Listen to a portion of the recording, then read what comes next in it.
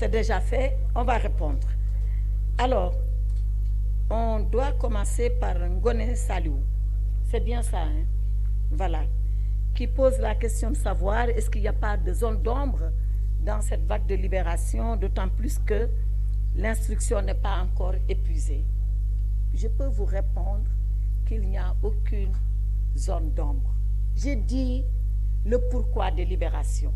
J'ai défini le comment des libérations.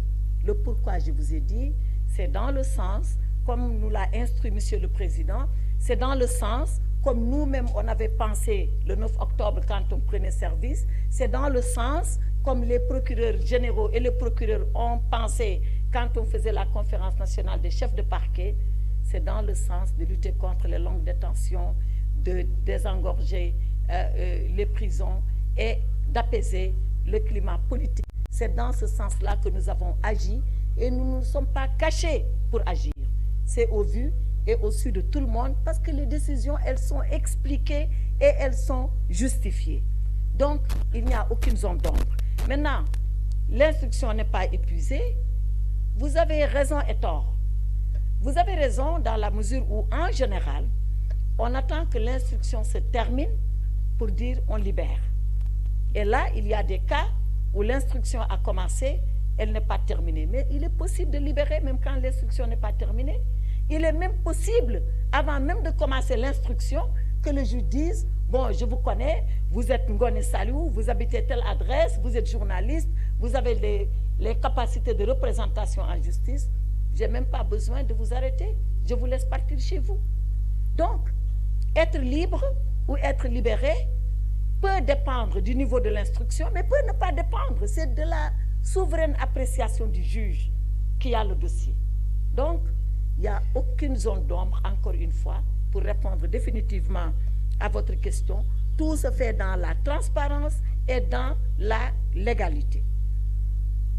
Monsieur Sagna de Kewulu, qui me dit qu'on a refusé d'exécuter des décisions de justice par l'agent judiciaire. Je voudrais apporter une précision et que tout le monde le comprenne. L'agent judiciaire de l'État, qui est un haut magistrat, qui est bien sûr un haut fonctionnaire, il faut le savoir, ne dépend pas du ministère de la Justice. Hein. Curieusement, c'est pour ça que tout le monde se trompe d'ailleurs, il dépend du ministère des Finances. Première précision pour M. Sagna.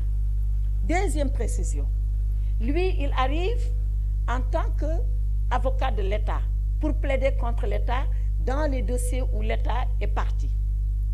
S'il estime que les décisions qui ont été rendues pour lui ne sont pas exécutoires parce qu'il y a des procédures qui suspendent leur exécution, mais il est libre d'en apprécier ainsi.